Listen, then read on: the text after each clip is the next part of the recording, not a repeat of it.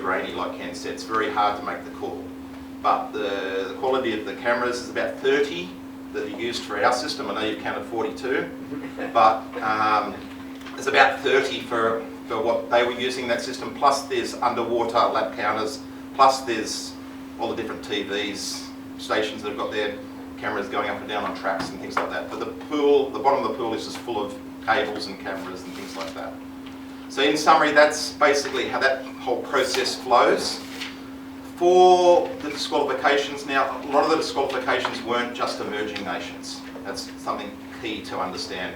You can understand there's a lot of countries that don't do high-level swimming like Australia and countries like that. A lot of the disqualifications in breaststroke, and they weren't all breaststroke by the way, was potentially a downward kick into the wall prior to the touch or prior to a turn. Very, very obvious, and the challenge though is as you're watching the swimmers go at normal speed.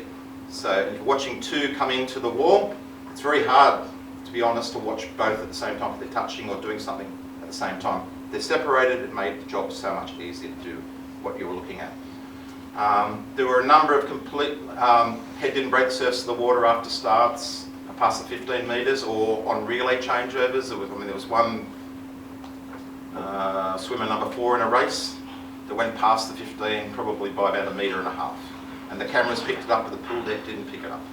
So the cameras are a huge support to what is visually being seen, but one of the key learnings for me out of the whole process, and will help me as a referee, is you can stand on pool deck and walk up and down pool deck as a Joss. You can stand there as a judge as an IT, and there's a lot of water, there's a lot of white water, there's a lot of things happening. You look in 2 lanes, but looking underneath you see a hell of a lot more.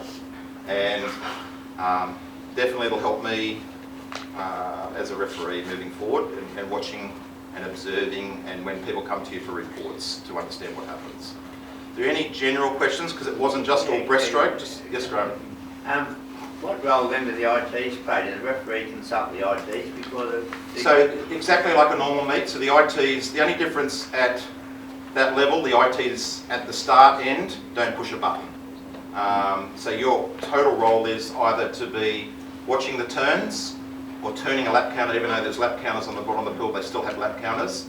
So as an IT, if you see something, you're still nodding to your chief.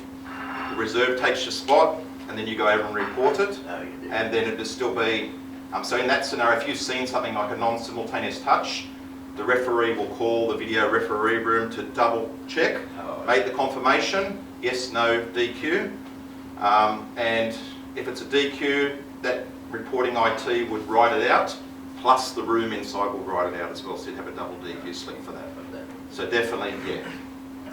So all your cameras were underwater? Yes. Including the 15 metres? Yes. Phil, how does it work then for fully submerged? For fully submerged, it's very obvious.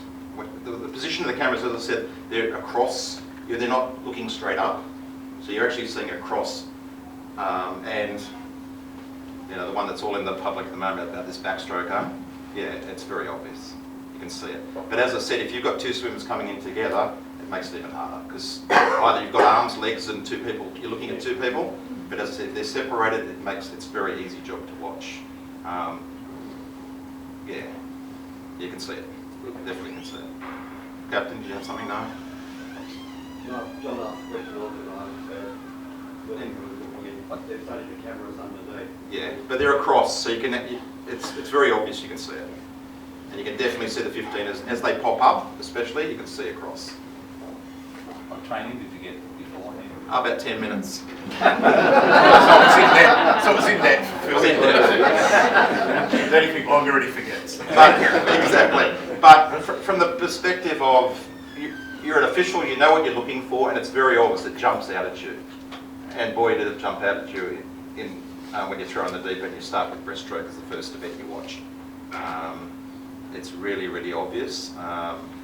And it's like on pool deck. You don't see everything, or you don't get the opportunity to call everything because it's happening at normal speed. If you had the opportunity to finish a race and wind it back and have a quick look before the official, there would have been probably another dozen plus DQs, I'm sure. Okie dokie. So when you're looking at the 15 metre mark and swimmer's head comes up, paddle before that mark.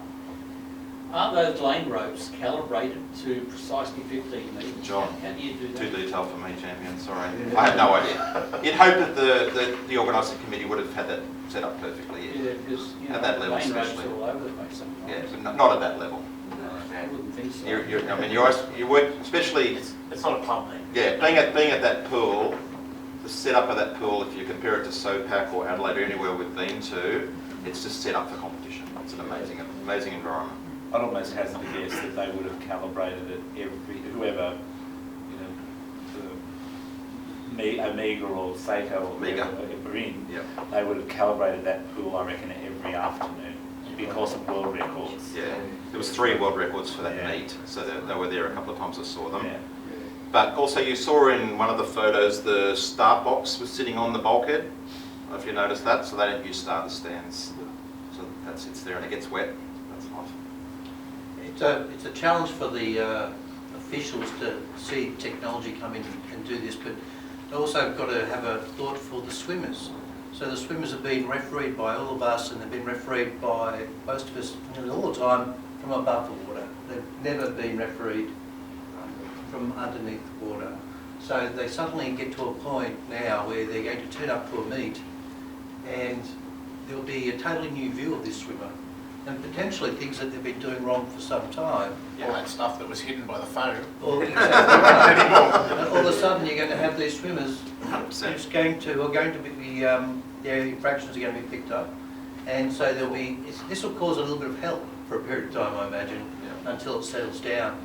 So yeah, think of the swimmers at the same time as think about how the coaches, swimmers, and officials are trying to work with that technology that's coming in, because it will come in. Australian swimming's looking at it quite a lot now. It's a matter of, it's all down to cost-benefit analysis about whether or not how much they can bring in, how quickly they can bring it in, and what impact it will have on the officials working around the deck. I think in the world, they only had 1 judge strokes, Yeah, 1 judge stroke each as an side. example, Yeah. and whether or not that is reflected when we had that brought in at the Australian levels, I'm not quite sure. I think they're still to work that out. Yeah, so the 1 judge stroke idea was you're mainly watching the 15s, support what we were looking underneath, so you had that backup, if you want to call it that. And there were 2 calls made from pool deck for the 15. But we're going back to the breaststroke, the 2 main things that were seen, and from what I understand, I think there was about 12 disqualifications in Tokyo for breaststroke as well, with the underwater camera usage, was either the downward kick into the wall or doing a downward kick throughout the race. And they're really obvious. Do they use the overhead cameras like we have? Yeah, at the start end, yep. Those as well? Yep. I say this technology's been around, I'm going to say 12 years, because back in 2010 at PAMPAX in America, they used underwater cameras and a 15-metre camera on the poles, but it was only used for confirming a DQ. We've moved in 12 years to actually Yep. We used to, do it. PAMPAX in the Gold Coast, we also used underwater cameras Yeah. previously as well. Yeah, but only to They were confirm a fixed. DQ. So you had cameras for each lane that moved, did you?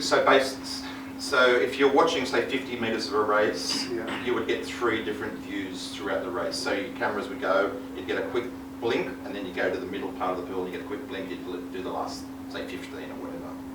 So the cameras are from the side, are they? Yeah, side and under. Okay. Yeah. But it's like everything, technology's improved in 12 years, Yeah. so it's got better Yes. and better. But it is clearer than visually me looking at you right now. It is, and it's right on them. I just had the opportunity to have a look at the system Victoria are trialling that was not clear. Yeah, well, I know, as Ken mentioned, so they trialled, I know, Hawkeye at Nationals this year on 2 lanes. And they weren't clear. They weren't clear either. But that was the Hawkeye system. But this US system that they're using, they also do baseball, they do gridiron, they're a big organisation, not just a little. They don't just rely on swimming for their life. Yeah. Sorry, John? It's getting to be like the bunker in football. Exactly, and that's what it is. So the next World Championships, there's going to be, before they put a DQ up, a zinger box will come up. The big